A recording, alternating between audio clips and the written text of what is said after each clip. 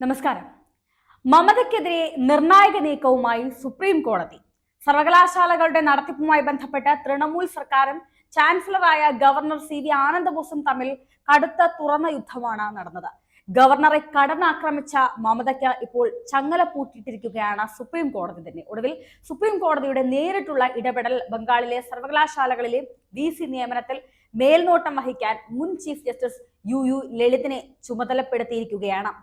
സർക്കാർ നിയന്ത്രണത്തിലുള്ള സർവകലാശാലകളിലെ വൈസ് ചാൻസലർമാരുടെ നിയമനങ്ങൾക്ക് മേൽനോട്ടം വഹിക്കാനുള്ള സെർച്ച് കം സെലക്ഷൻ കമ്മിറ്റിയുടെ തലവനായാണ് അദ്ദേഹത്തിന് നിയമനം ലഭിച്ചിരിക്കുന്നത്.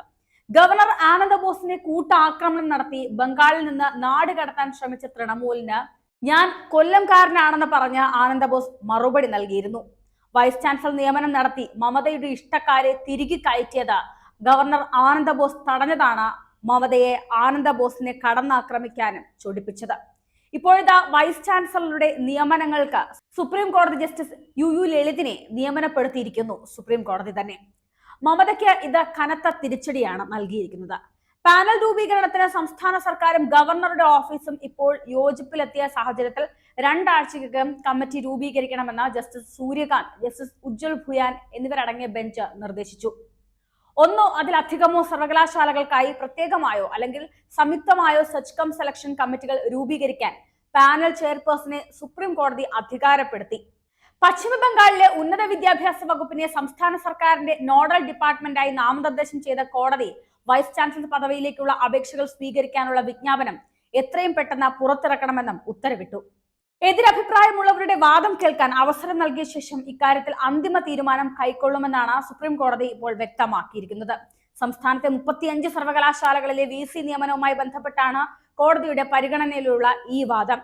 ആർട്ടിക്കിൾ 142 പ്രകാരമുള്ള അധികാരം ഉപയോഗിച്ച് സുപ്രീം കോടതി സമിതിയിൽ എംപാനൽ ചെയ്യുന്നതിനായി പ്രഗത്ഭരായ വിദ്യാഭ്യാസ വിചക്ഷണർ, ശാസ്ത്രജ്ഞർ, നിയമജ്ഞർ, വിഷയവിദഗ്ധർ, ഭരണാധികാരികൾ തുടങ്ങിയവരെയും നാമനിർദ്ദേശം ചെയ്തു.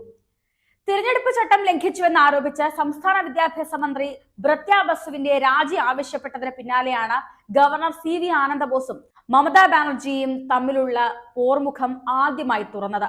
ഇതിന് പിന്നാലെ സർവകലാശാലയിലെ രാഷ്ട്രീയ പ്രവർത്തനത്തെ ചൊല്ലിയും ഗവർണർ ആക്ഷേപം മമതയ്ക്കെതിരെ ഉന്നയിച്ചു. മന്ത്രിയുടെ രാജി ആവശ്യപ്പെട്ടതിന് പിന്നാലെ സർവകലാശാലകളെ രാഷ്ട്രീയ പ്രവർത്തനത്തിന് ഉപയോഗിക്കുന്നുവെന്ന് ചൂണ്ടിക്കാട്ടി ഏപ്രിൽ 5-ന് ഗവർണർ ജുഡീഷ്യൽ അന്വേഷണത്തിന് ഉത്തരവിടുകയും ചെയ്തു. ഗൗർ ബംഗാൾ സർവകലാശാലയിൽ വിദ്യാഭ്യാസ മന്ത്രി ഒരു രാഷ്ട്രീയ പരിപാടിയിൽ പങ്കെടുത്തതിന് പിന്നാലെയാണ് ഗവർണറും സംസ്ഥാന സർക്കാരും തുറന്ന പോരിന് കളമൊരുങ്ങുന്നത്. സർവകലാശാല വൈസ് ചാൻസലറെ പുറത്താക്കണമെന്ന ഗവർണറുടെ ഉത്തരവും മന്ത്രി തള്ളിക്കളഞ്ഞിരുന്നു. അതിനു പുറമെയാണ് ബംഗാളിലെ പൂർവ മെദിനിപൂർ ജില്ലയിലെ ഭൂപതി നഗറിൽ 2022-ൽ നടന്ന ബോംബ് സ്ഫോടനം അന്വേഷിക്കാനെത്തിയ NIA ഉദ്യോഗസ്ഥരുടെ വാഹനം പ്രദേശവാസികൾ ആക്രമിച്ചത്. ഇതിനെതിരെയും ഗവർണർ ആനന്ദബോസ് രംഗത്ത് വന്നു. ഇത്തരം ഗുണ്ടായിസം അനുവദിക്കാൻ പാടില്ലെന്നും ഇത് ഗൗരവകരമായി നേരിടണമെന്നും അദ്ദേഹം പറഞ്ഞു. BJP ഗവർണർമാരെ മമത ആക്രമിക്കുന്നത് ഇത് ആദ്യമായല്ല. നേരത്തെ ഉണ്ടായിരുന്ന ഗവർണർ ജഗദീപ് ധൻകർ ബംഗാൾ ഗവർണർ ആയിരുന്നപ്പോൾ മുഖ്യമന്ത്രിയായിരുന്ന മമത നിരന്തരം തർക്കങ്ങളിൽ ഏർപ്പെട്ടിരുന്നു. അന്നത്തെ രാഷ്ട്രപതി രാംനാഥ് കോവിന്ദിന് ഗവർണറെ മാറ്റണമെന്നാവശ്യപ്പെട്ട് മമതാ ബാനർജി കത്തെഴുതിയ സംഭവങ്ങൾ വരെ ഉണ്ടായിരുന്നു.